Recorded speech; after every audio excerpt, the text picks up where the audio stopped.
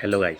तो कैसे हैं आप लोग? आशा करते हैं आप लोग ठीक होंगे। जैसा कि आप लोगों को पता है, मेरा सिलेक्शन एसएससी एमटी 2024 के थ्रू एमटीएस के पद पर हुआ है, वो भी इनकम टैक्स डिपार्टमेंट गुजरात में। तो आज मैं आप लोगों को अपने डॉक्यूमेंट वेरिफिकेशन का प्रोसेस फुली समझाने वाला हूँ कि मेरा डॉक्यूमेंट वेरिफिकेशन हुआ कैसे कैसे। 10 अप्रैल रिजल्ट आने के बाद 10 अप्रैल 2025 को मुझे डॉक्यूमेंट वेरिफिकेशन के लिए मेल आ गया था कि 10 अप्रैल को मेरा डीबी है। उसके लिए मेल मुझे 6 दिन पहले मतलब 4 अप्रैल को आया। 4 अप्रैल को मेल आने के बाद उसमें 6 अटैचमेंट थी। पहला अटेस्टेशन फॉर्म, दूसरा identity certificate, third character A character B, चौथा सेल्फ डिक्लेरेशन फॉर्म, पांचवा मेडिकल डिक्लेरेशन फॉर्म और छठा मेमोरेंडम था। मेमोरेंडम में बस मेमोरेंडम कुछ है नहीं, मेमोरेंडम में बस ये लिखा हुआ था कि हमारा सिलेक्शन हुआ है और यहाँ मुझे रिपोर्ट करना है और 10 अप्रैल को इतनी तारीख तक रिपोर्ट करना है। तो सबसे पहले मुझे से बाकी सब तो मुझे फॉर्म में अपने खुद से ही भर लिया। अटेस्टेशन फॉर्म में कुछ भी नहीं भरना पड़ता, वो खुद से भरना पड़ता है, उसमें कोई सिग्नेचर किसी की नीड नहीं होती है। मुझे 3 पेपर में से सिग्नेचर चाहिए थे। पहला आइडेंटिटी सर्टिफिकेट में किसी भी गेजेट ऑफिसर के सिग्नेचर चाहिए थे, दूसरा कैरेक्टर सर्टिफिकेट में भी किसी ऑफिसर के सिग्नेचर चाहिए थे, और तीसरा मेडिकल को जो डिक्लेरेशन वाली फॉर्म थी उसमें सीएमओ मतलब चीफ मेडिकल ऑफिसर के सिग्नेचर चाहिए थे। तो इन तीनों के सिग्नेचर मैंने इस 4 अप्रैल से 8 अप्रैल तक इसी बीच में मैंने हर जगह के करवा लिए। और डिफरेंट भी होनी चाहिए कि एक हायर अथॉरिटी वाली पोजीशन होती है कि हाँ, जो भी गेजेटेड ऑफिसर होंगे वो सब में एक साथ नहीं कर सकते, वो अलग अलग डिफरेंट मतलब टोटल मुझे 3 गेजेटेड ऑफिसर के सिग्नेचर चाहिए थे। तो मैंने तीनों से करवा ली। उसके बाद मैं 8 अप्रैल से यहाँ को मैं यहाँ से निकला और 10 अप्रैल के सुबह तक मैं वहाँ पहुँच चुका था। पहुँचने के बाद मुझे वहाँ मेरा प्रोसेस ये रहा कि 8 अप्रैल तक जब मैंने कंप्लीट करा तो मुझे ये कहा गया था कि 8 अप्रैल के ही रात तक मुझे मेल कर देना था। तो मैंने सारे डॉक्यूमेंट कंप्लीट करा के सबकी पीडीएफ अटैच की। सबकी पीडीएफ अटैच करके फिर मैंने उसको दोबारा उसी में रिप्लाई कर दिया, मतलब हेडक्वार्टर को मेल कर दिया कि हाँ, मेरे डॉक्यूमेंट कंप्लीट हो चुके हैं।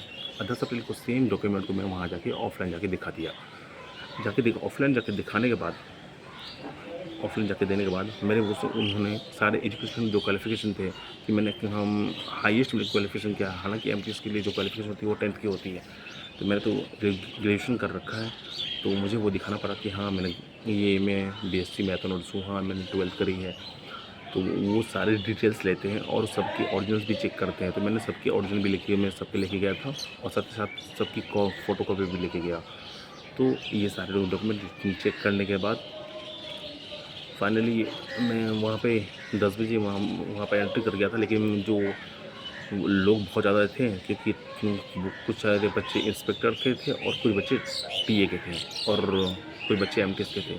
तो ओवरऑल 100 से 150 बच्चे का हम लोगों का बैच था। तो मेरा टाइम आया 2 बजे दिन में।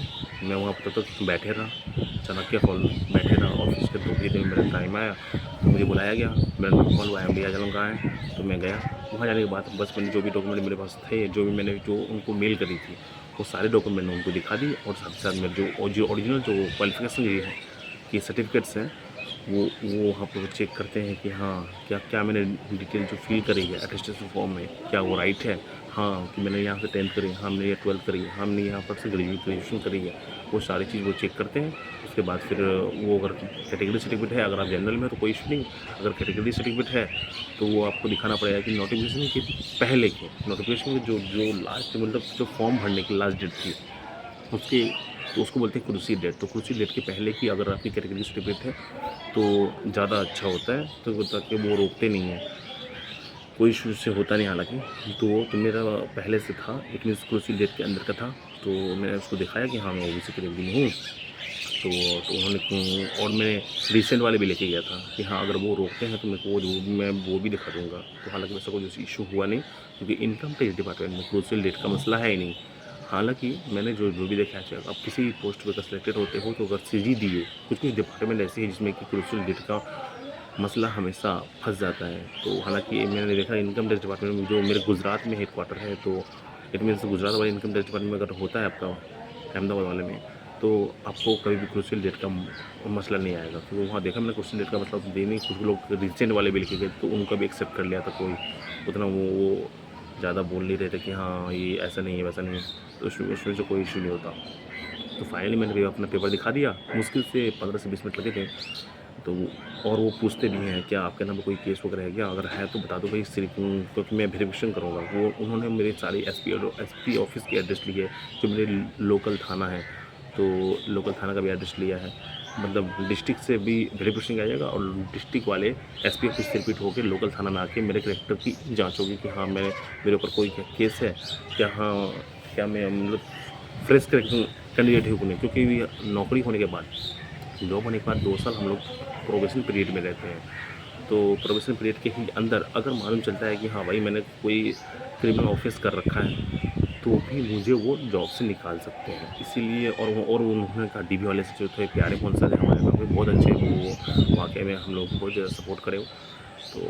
तो उन्होंने हम लोगों का नंबर भी लिया है और एक ग्रुप भी क्रिएट हुआ है व्हाट्सएप पे, और डायरेक्टली मैं उनसे इंटरेक्ट भी करता हूँ। तो हाँ, तो डीबी के दौरान मैंने उन्होंने कहा कि सर मैं अभी ज्वाइन नहीं करना चाहता, क्योंकि मेरा हालांकि मेरा डीबी कंप्लीट हो गया 15 से 20 मिनट। तो मैंने लास्ट से पूछा कि सर मेरे को अभी ज्वाइनिंग नहीं करनी है, क्योंकि मेरा अभी मैं एक डिग्री परस्यू कर रहा हूँ, तो आफ्टर कंप्लीशन में ज्वाइन करना चाहता हूँ।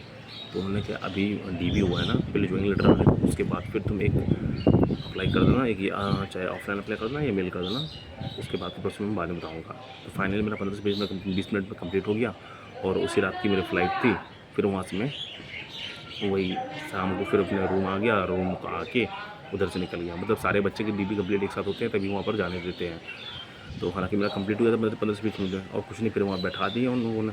उन्होंने वो कहा कि देखो न्यू का हो गया है, बाकी लोगों को हेल्प करो, क्योंकि कुछ लोगों ने अटेस्टेड फॉर्म भरा भी नहीं था भाई। अटेस्टेशन फॉर्म भरना भी एक वाकई में एक इम्पोर्टेंट वर्क है, क्योंकि वो आपकी डिटेल्स आपको ईपीएफओ में जाकर रजिस्टर करते हैं, आपकी एनपीएस वाली आईडी बनेगी, तो वो सारी डिटेल्स वो अटेस्टेशन फॉर्म से ही मैच करेंगे। और आपके नाम पे एक फ़ाइल बनती है कि हाँ मेरा नाम है एमडी आज़म, तो मेरे नाम पे एक फ़ाइल है। तो जितने बच्चे थे उतने बच्चे की फ़ाइल थी। तो फाइनली मेरा यहाँ पर डीबी कंप्लीट हो गया। डीबी होने के बाद मैं वहाँ से घर आ गया। उसके आगे प्रोसेस में दूसरे वीडियो में बताऊँगा वो कि क्योंकि वहाँ पर से उसके बाद मेरे को मेडिकल की डेट मिली थी, ठीक है। तो मेडिकल के लिए मैं एक अलग से वीडियो बनाऊँगा कि मेरे मेडिकल में हुआ कैसे और क्या प्रोसेस हुआ। कि मेरा फाइनली मैंने तो बता दिया कि मेरा डॉक्यूमेंटेशन कैसे हुआ था।